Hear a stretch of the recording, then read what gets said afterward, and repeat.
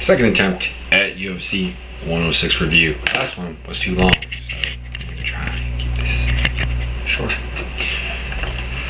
Alright, opening up the night, we had, not in order of broadcast, but in order of how the fights occurred, because that's the easiest way to do it. George Saueropoulos, Jason Dent.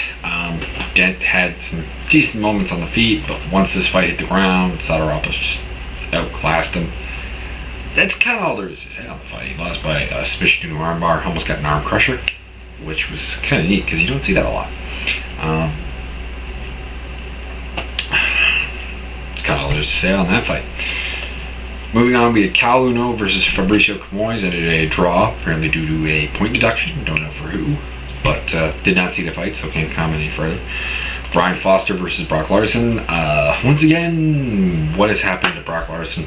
We saw him lose to Mike Pierce, and now we've seen him lose to Bryan Foster, two guys that had no business beating him. Foster shouldn't have been able to wrestle him. He had a hard enough time out wrestling Rick Story. He got submitted by Story. He showed some improved striking, showed some maybe it was octagon jitters when he fought Story, but I don't know. I think there's something wrong when it comes to Larson's mental game, or maybe it's his physical health. I don't know. We'll see. Kendall Grove, Jake Rosholt. Rosholt was winning the fight up until the point where he gets caught in a triangle. He's kind of doing what I thought he would do. He had the better wrestling. I think he had the better technical striking, although Grove's length always helps him in that regard. He got mount, but Grove got out of it, caught him in a triangle, and he tapped very quickly, which kind of annoyed me because I thought I would have liked to see some attempts to try and get out of it, which you really didn't see, which is kind of disappointing. Ben Saunders, Marcus Davis, another loss for me. I did terrible on the undercard for the record, 1-3-1. Davis, not really anything he didn't do, but he got knocked out with a knee. Saunders showing good skills once again after the destruction at the hands of Mike Swick. Good to see because he kind of moves back into an acceptable ladder of fights. See what he does. Then to the main card, Amir Sadala versus Phil Baroni. I was kind of surprised a lot of people were taking Baroni because, as far as I was concerned, he had the puncher's chance and that was it. He's not as good of a striker as Sadala. He's not as good of a grappler as Sadala. Might be a slightly better wrestler, but that's never worked for him in the past. Just look at the Pete Sell fight. Sadala basically beat the piss out of him. His kicks, Baroni had no answer for. When they got in the clinch, he dominated with elbows and knees. Baroni gassed hard after the first round.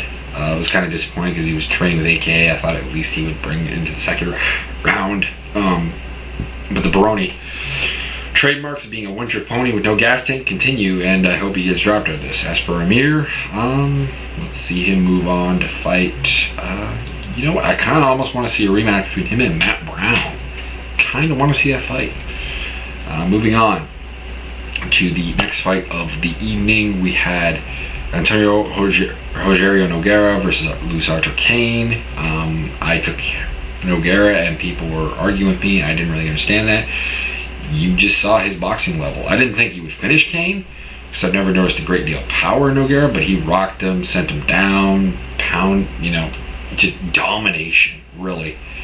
Quick domination. The fight took all of a little under 2 minutes, and Cain did nothing, really. It was utter destruction. Yeah. What's next for Nog? Perhaps a step up the ladder. Maybe the winner of Coleman Couture. I kind of would like to see that. The other and of course we're looking at what would Cain be looking at? Perhaps a fight with Keith Jardine heading down the ladder.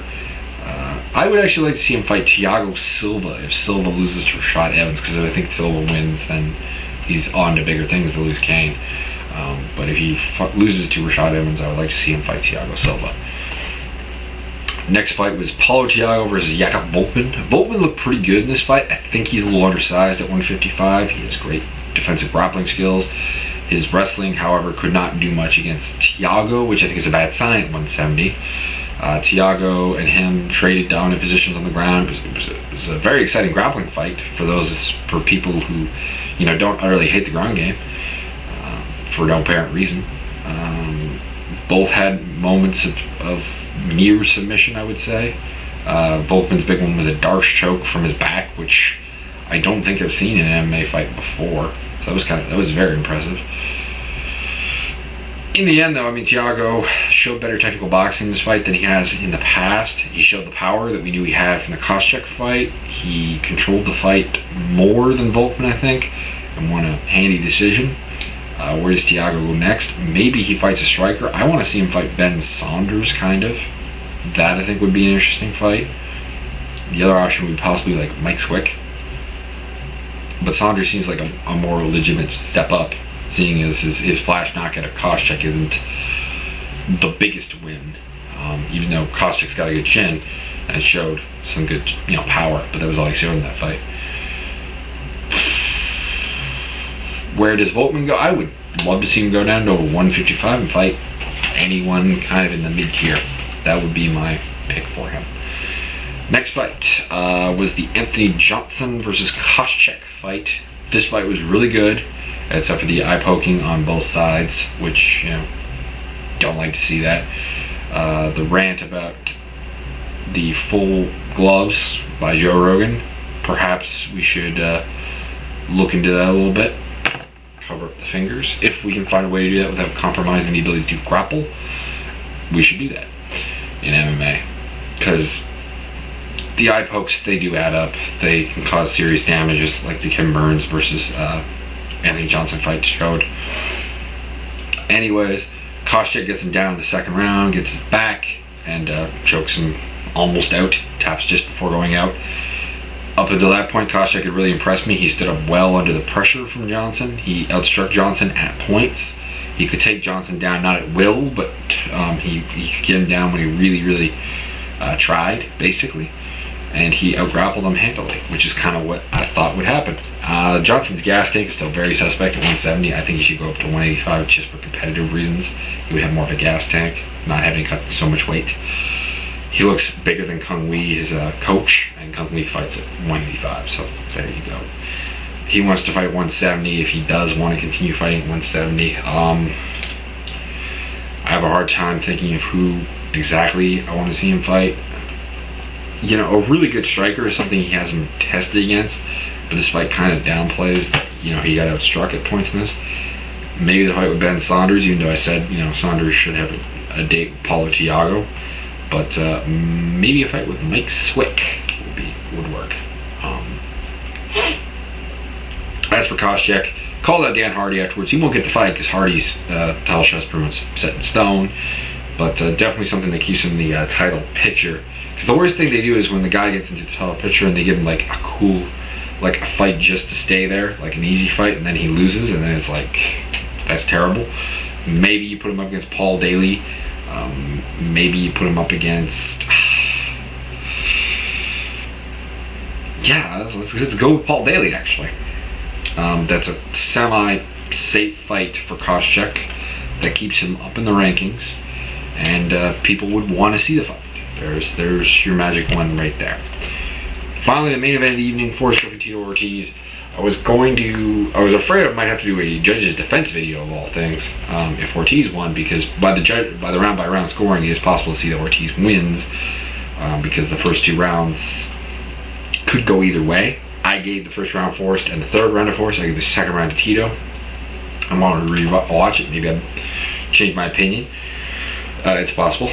Forrest showed some better boxing than we've generally seen from him, actually. Like, he's shown some good kicks in the past in the Rampage fight and in the fight with Rashad, but he hadn't shown like particularly great boxing. He took it to Shogun when Shogun was really gassed, but prior to that he hadn't really shown a lot. He showed he could time his kicks well and not get taken down. He showed his boxing had improved. Tito's didn't look a lot better for all the training with Freddie Roach we hear about. Tito's shots still seem to lack something, so I don't think he's at 100%. However, at this point, we've seen him fight sub 100%, that I'm not entirely sure we'll ever see 100% Tito again, and he should stop trying to hype it up like, oh, I'm fine at 100%. Well, if you can't get back to 100%, then your 100% doesn't exist anymore. basically. Aside from that, though, it was a competitive fight all the way through. Tito got him on the ground. He got swept in the second round, though. He had 3 takedowns in total. Forrest generally was outstriking him the first round. After the first round, Tito didn't have a lot. He kind of gassed out, which, again, he's not 100%. I'm really not sold on this idea that he can get back to 100%. And Forrest wins a decision by completely dominating the third round. Under Pride scoring system, he would definitely won. It's just the round by round scoring he may not have. Where did they go? Well, Tito was going to fight Coleman, so Coleman loses to Randy Couture. Keep that fight going. If Coleman beats Couture, I don't really want to see that fight. Hey, maybe he could fight Nogueira, actually. There you go. For Forrest, he kind of moves back into that title picture tentatively. Maybe a rematch with Jardine. Maybe a rematch with Rashad. But anyways, that's all the time I have, so that's it.